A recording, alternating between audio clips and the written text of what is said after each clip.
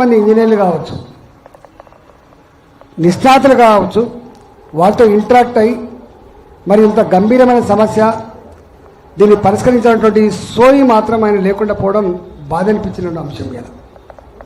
ఎంత మేరకు నిందించే ప్రయత్నం చేయడం, బుకాయించే ప్రయత్నం చేయడం, తప్పించుకునే ప్రయత్నం చేయడం, తద్వారా తెలంగాణ రైతుల కళ్ళల్లో మట్టి కొట్టే ప్రయత్నం చేసింది తప్ప ఇవాళ తెలంగాణ కాంటెస్ట్లో ఆలోచించిన పాపన పోలేదు ఈయన. ఇవాళ ముఖ్యమంత్రిగా నేను అడుగుతున్నా రేవంత్ రెడ్డి గారు, నన్ను కూడా చాలా రకాల మాట్లాడినావు, నేనేం బాధపడతలేను, కానీ ఒక్కటి మాత్రం గుర్తు చేస్తున్నా, సమైక్య రాష్ట్రంగా ఉన్ననాడు మాలాంటి వాళ్ళం ఎంత మాట్లాడినా కూడా సమయంతో సమాధానం చెప్పేదాని ముఖ్యమంత్రులు తప్ప ఫిల్తీ లాంగ్వేజ్లో మాట్లాడిన సందర్భం చాలా తక్కువ. ఒకసారి రాజేంద్ర నీ తలకాయ ఎక్కడ పెట్టుకుంటామంటే ఒక మాట తప్ప ఏనాడు కూడా మమ్మల్ని తొలినాడి సందర్భం లేదు. కానీ దుఃఖం వస్తుంది, బాధ వస్తుంది.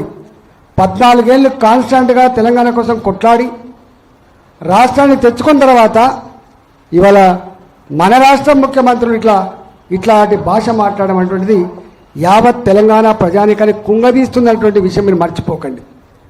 ఇవాళ ఏమనకపోవచ్చు, నీ చేతిలో అధికారం ఉందని చెప్పి ఇవాళ నీకు వ్యతిరేకంగా మాట్లాడకపోవచ్చు, నీకు వ్యతిరేకంగా యూట్యూబ్లలో చూపించకపోవచ్చు, నీకు వ్యతిరేకంగా పేపర్ రాయకపోవచ్చు, కానీ దేనికి భయపడకుండా వెరవకుండా సందర్భం వచ్చినప్పుడు కర్రు కాల్చి వాత పెట్టగలిగే శక్తి సత్తా తెలంగాణ ప్రజానికానికి ఉంటుంది. తప్పకుండా ఆ గుణపాఠం నీకు చెప్తారని చెప్పి హెచ్చరిస్తా ఉన్నా.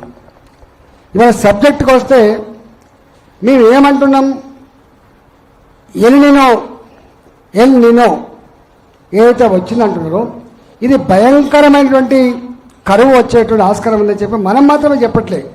అమెరికాలో ఉన్నటువంటి పర్యావరణ శాస్త్రవేత్తలు కావచ్చు, వాళ్ళు చెప్తున్న మాట ఏంటంటే చాలా భయంకరంగా ఉండబోతుందని చెప్పి మీకు తెలుసు. ఇవాళ వర్షాలు పడితే 2,80,000 మెట్రిక్ టన్ 80 లక్షల మెట్రిక్ టన్నుల ధాన్యం పడిందని చెప్తున్నారు కదా.